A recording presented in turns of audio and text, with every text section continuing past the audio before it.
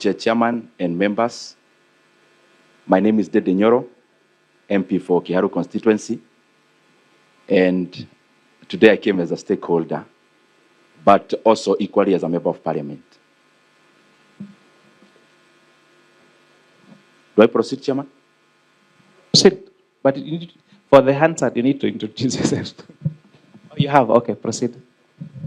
Thank you very much, Chairman, and I want to thank you and thank the National Assembly for giving me this opportunity to appear before this committee. And Chairman, I want to confirm that we were in the same school, the great Kenyatta University. I was actually ahead of Chairman by 2 years, and I can confirm he was a very good student. I also, Chairman, having been in the place you are, in terms of leading a committee like that deals with the economy, looking at the stakeholders around, I really think you have quite some workload. And the more the reason I would not want to belabor the point, because I see there are so many other Kenyans who also need to be heard. Chairman, I wrote to Parliament around mid of this month, and precisely it was about the issue of the fuel prices.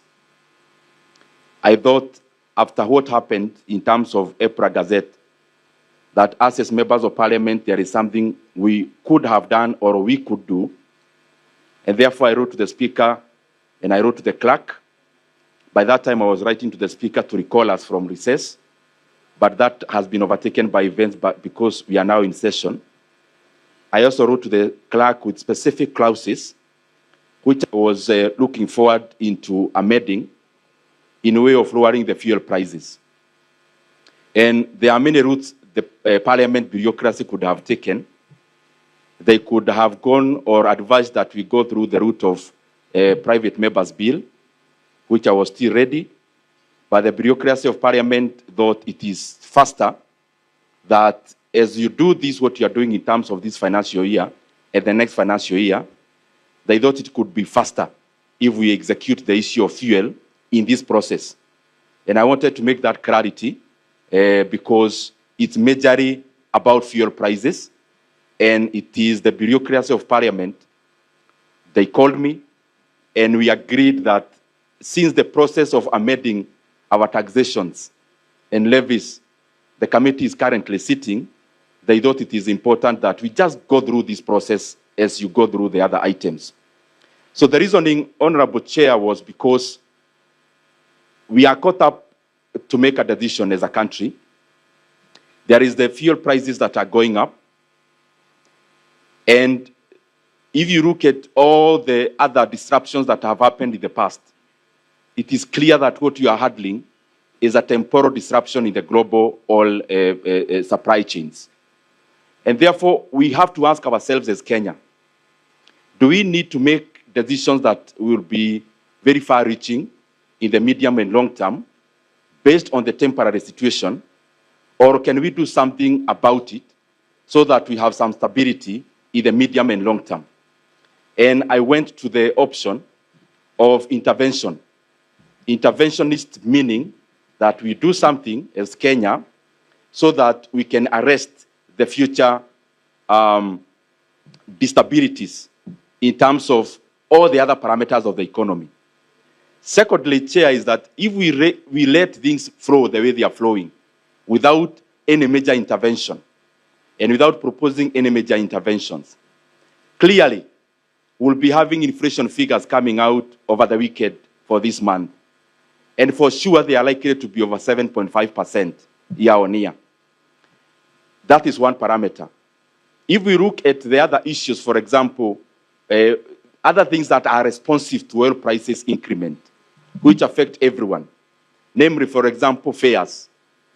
I was with one Kenyan yesterday, and they were telling me that previously, the fares they used to pay from where they live to the place of work is 80 shillings.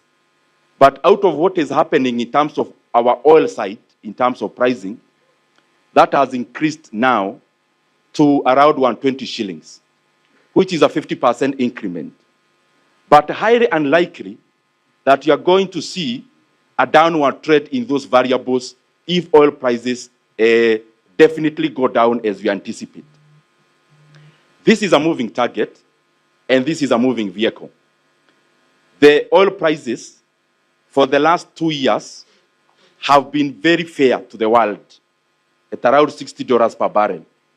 But currently, we are talking about 90. Actually, by the time I was appearing before Budget Committee, which is a day before yesterday, global oil prices were around $91 per barrel.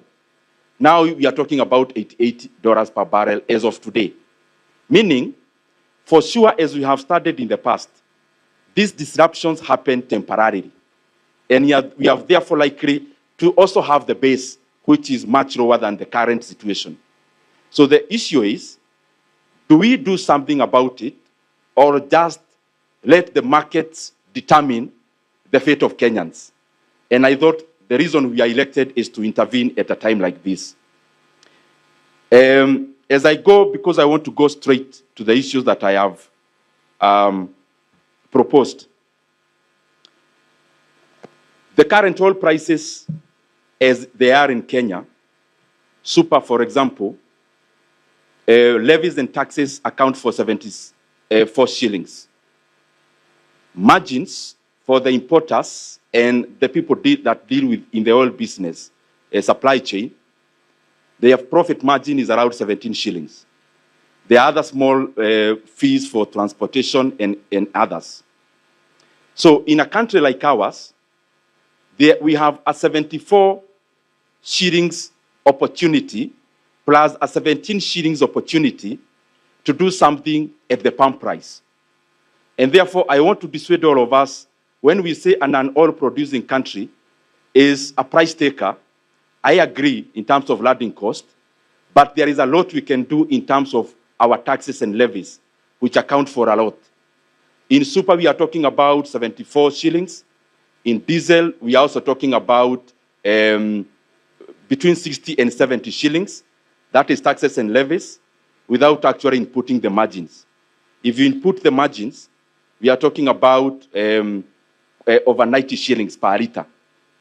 And that is the basis of my proposal. That to lower the fuel prices now, temporarily, actually my workings are for the next 6 months, we do 4 things. One, we compel the government to lower the margins for the people involved in the oil business, including importers, by 4 shillings. Second is to invoke a change in the VAT of fuel products.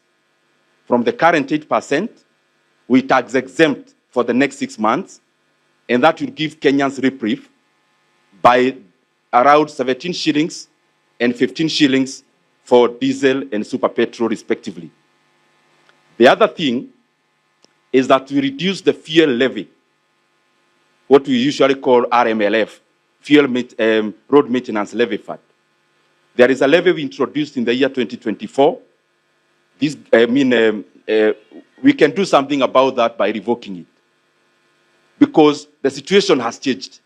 So that will save across the board around 7 shillings. And lastly, is that we go to the PDL and Fuel Stabilization Fund, and we fetch some 3.5 billion shillings, and we give additional subsidies for diesel. In my workings, because I don't want to belabor the point a lot, we are going either by forfeiture of revenue or by actual injection in terms of subsidies. The intervention is costing, because I'm summarizing, in a nutshell, around 48 billion shillings, but that has been adjusted to the response on the demand side, because higher prices will definitely lead to a lower demand of the products that I'm talking about. And my workings in this proposal is that Kenya consumes around 240 million liters of diesel a month and around 185 million liters of diesel, of super petrol.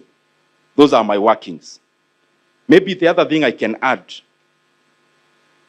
is that I have been able to check at what other countries have done in terms of the responses.